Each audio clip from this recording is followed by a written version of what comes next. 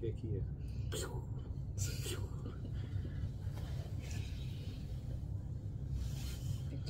Mijn grote dame.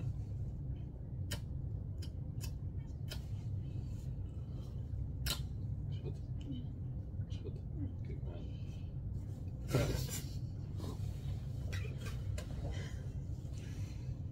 Lipstick. Love you. Kijk.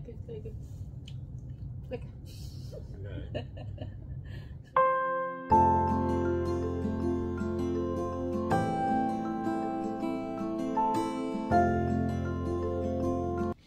Hello! So ayan, katatapos lang ng aking echo. Ayan. So everything is alright. Everything Kalbo. is good. Ayan, dito kami ngayon sa Utrecht. Ayan. Sama ko yung pinakagwapo kong asawa. Tingnan. Oh. Ayan, so babalik kami dito in 30 weeks.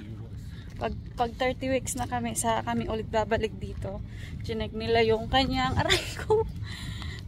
chinek nila yung kanyang brain, legs, at saka yung arm, ano pa? What no?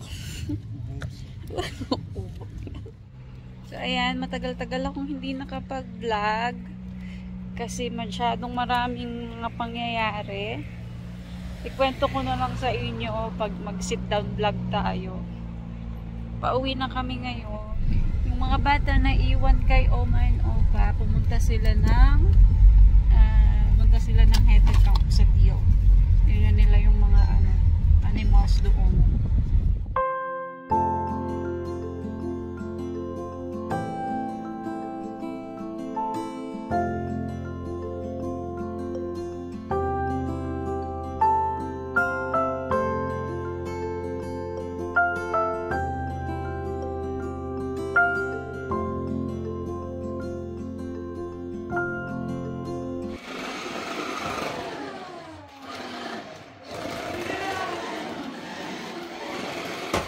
Ik ben Zaya en ik ben de...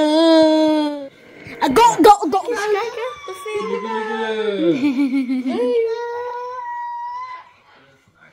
Gaan jullie dan maar op koekje zitten dan met haar? Hi Zaya! Ga je eten, lieverd? Wat ga je eten? Mag ik nog wat water? Ja. Onder heb je een kind. Oké. Met voetjes. Zie je het? De tweede teen is groter dan de grote teen. Ja, dat is waar. En deze mee ook. Oké. En handjes dan. Ja. Het gezichtje. Gezichtje, Aan de ja. zijkant. Oh ja. Hier is het voorhoofd. Zaya! Oh, nasa labas ang aking lalaga. Andun si Kuya. Andun, naglalaro. Oh.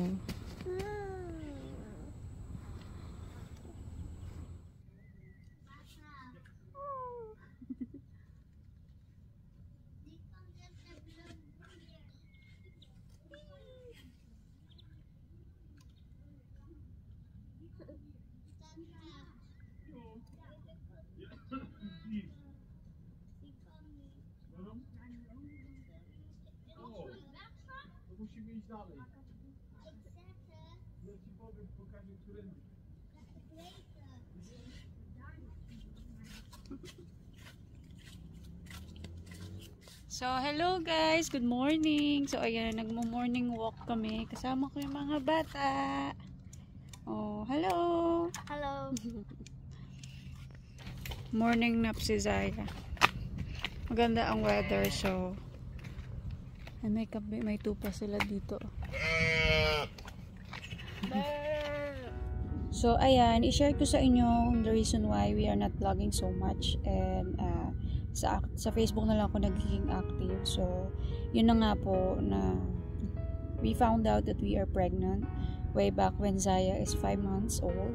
So, syempre, nagulat kami, na-shock kami mag-asawa. So, hindi namin alam kung ano yung gagawin namin. So, even though we want another child, third child, Kaso, hindi po ganito kaaga sana. After po mag-sink in sa amin mag-asawa na this is now the situation. So, we already called Perlos Kunduko here in Netherlands. In English, midwife po. So, and we went to their clinic, and in our first ultrasound, we found out that we are already in 16 weeks. So, yes, 16 weeks na po. So, akala ko kasi irregular menstruation na naman ako like before. So, lagi naman kasing ganun. So, and for your information po, after giving birth, I didn't have contact immediately with my husband. So, we waited for 5 months pa yata. So, yes. And, yun na nga, 16 weeks. And, first ultrasound, nakita po nila na parang may bukol si baby between head and shoulder. So, meron po siyang lump. Sabi nila, akala nila is bukol yon na nakadikit kay baby. So, syempre, nagulat din po sila. So, ang ginawa po nila kinahapunan, pinapunta po nila kami sa hospital nearest here. So, 10 minutes drive.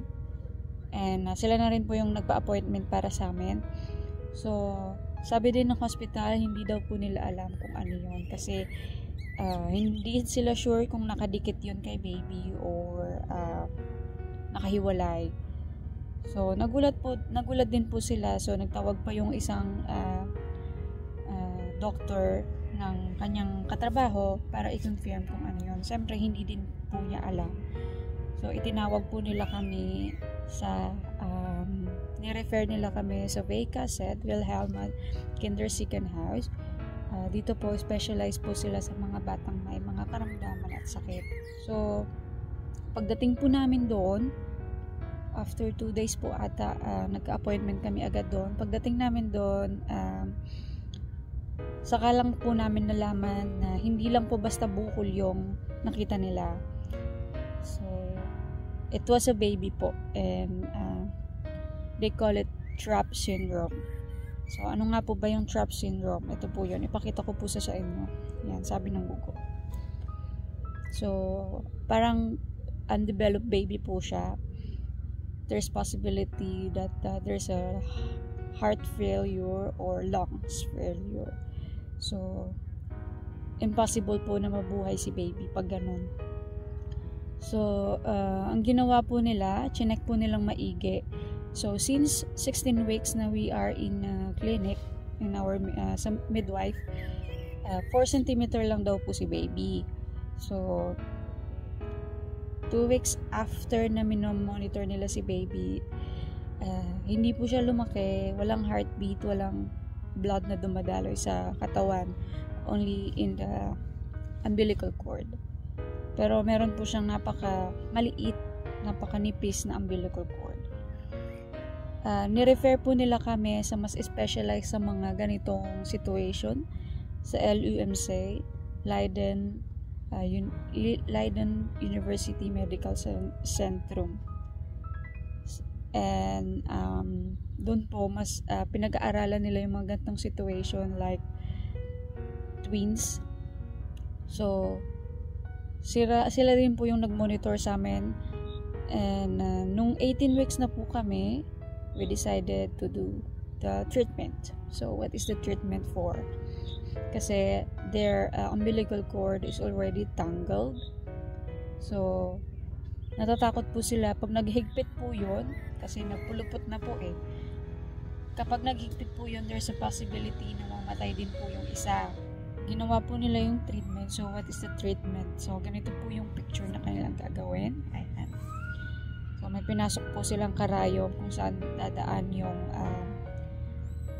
laser treatment at yung camera at saka yung pansunog nila para maputol kanyang umbilical cord. So, successful po yung handling na ginawa. So, after 2 weeks po nakapagpahinga po ako, wala po akong ginawa. Sinamahan po ako ng asawa ko, maging yung aking mother-in-law and father-in-law. Sila po yung nag-asikaso sa mga bata. And we are still hoping that everything will be fine po. Kasi there's a possibility na mas maaga po akong manganak. Said it's 35 weeks, pwede na daw po akong manganak dahil sa treatment na ginawa nila. So today we are 23 weeks pregnant na po, and we are happy to share sa inyo this story.